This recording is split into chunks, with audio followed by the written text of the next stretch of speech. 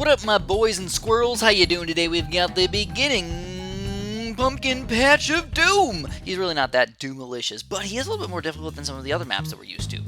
It doesn't seem like it, but you have to use more towers that have infinite range. For example, a monkey ace or a helicopter, because you have a lot of time to kill them, but not very many towers can actually hit all of that space. So what we're going to do is we're going to start off with an engineer. I'm going to put him right in the middle.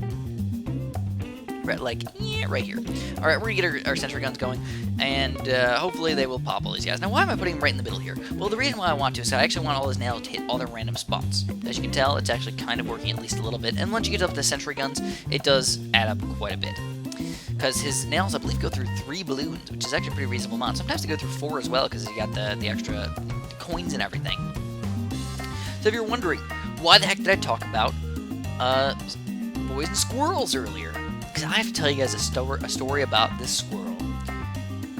He was a really, really crazy squirrel. I don't even know how he got the balls to be such a crazy squirrel. Where did he come from? How did he happen? I don't even know. But anyways, I was at work a long time ago, and I had to do this Indian corn stuff, and it reminded me because I had this giant pumpkin patch stuff. I used to work with pumpkins and everything. I used to work at like a garden center, so it was very pumpkin-tastic to say the least.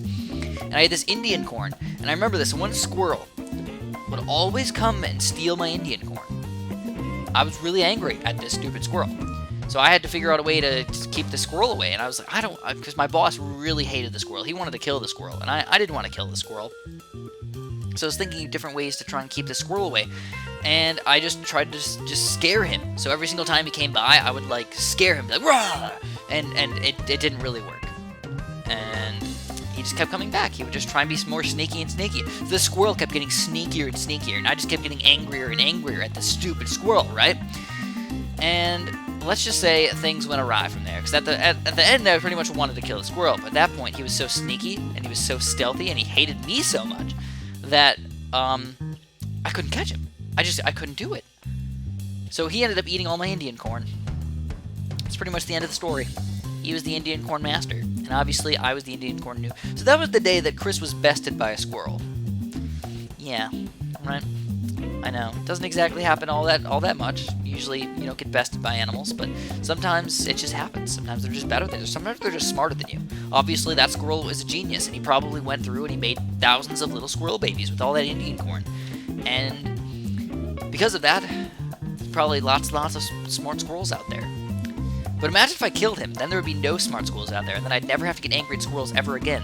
Ho-ho! Maybe. Maybe I should just start letting all the really stupid squirrels go so they can mate and, like, be stupid together, and then I'll never have to fight them ever again. Then again, I don't work there anymore, so maybe I just don't have to deal with squirrels ever again, which is also another good thing. So anyways, you're noticing the engineers started to become not enough popping power anymore. Usually I try and last till around 17, because 17 is one of those weird levels where regrows usually aren't that big of a deal, and it's just one tier higher of regrows, so it's like, screw it, man, I don't even care no more. Plus, after that, you can get a spike factory. Spike factories make me feel really, really safe. They don't even need to actually make me survive. They make me feel safe. I like it. I like feeling safe. Who doesn't like feeling safe? They look a little bundled up in a nice scarf and everything like that. And look at that, man. Check that out. Look at that Spike Factory. Look at him go. He's so awesome. I love him. I love my little Spike Factory. So I'm just going to get 4 farms today. I don't need to go crazy with it. Just 4 farms up to 3rd tier or whatever. Usually I've been doing 3rd tier stuffs. And I don't need to go much further than that. If you do get a 4th tier banana farm, it's probably a waste, or you're just being really, really greedy and crazy. So we need to get a lead pop power up. Let's get our wizard going. Or should we do anything else? Let's go with the sniper today. Let's go with the sniper. Oh, dude. Oh, nice. All right.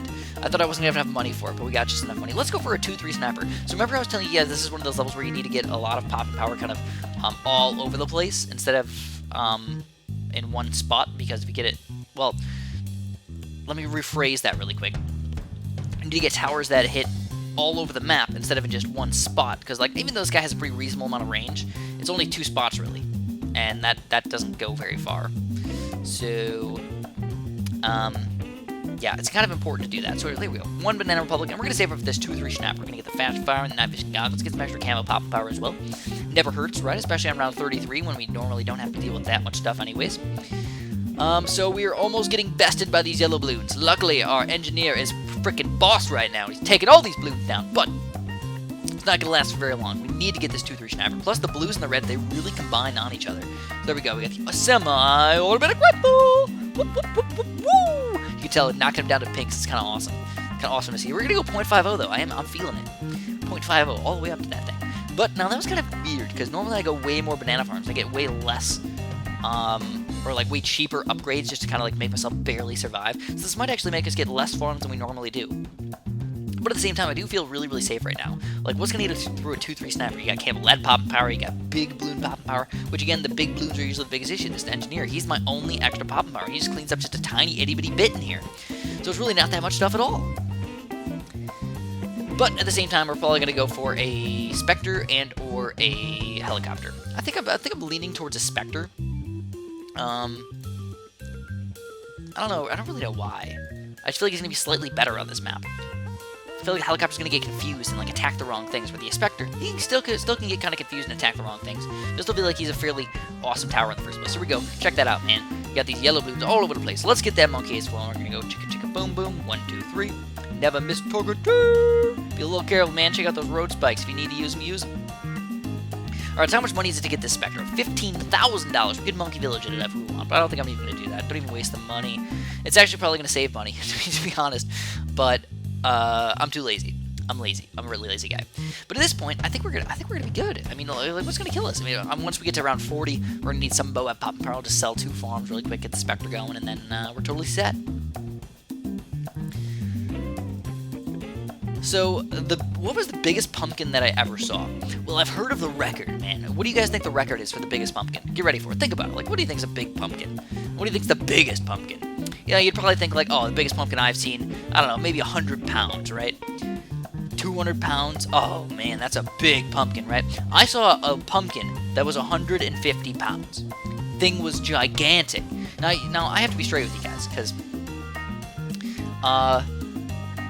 even though it was 150 pounds, and it was gigantic, it didn't look 150 pounds. Like, it was smaller than you would think, like, because of volume-wise. Like, you're used to those guys. Oh, here we go. We're going to have to sell this guy. We're going to go, boink, shika boom boom, Spectre it up. Guess what? 2-3 snipers also going to help out against the mobs. Nice. Hey, we get the ground 0 as well. It's also another thing we have to think about doing is getting ground 0s for those really, really hard rounds, like 63. Holy crap, dude. Think about the amount of you don't get extra money. Think about the amount of money you would get if you ground 0 those and they were worth the Moabs that they were worth.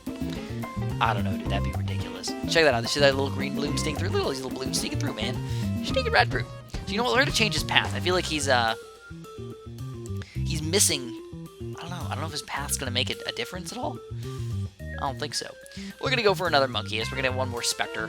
You can't go wrong with Spectres. If you get one, if you already have one, you go for 2. Man, the only thing that's really gonna kill us is oh my god, right? And even then, 2 Spectres. I think I might be able to take down his oh my god.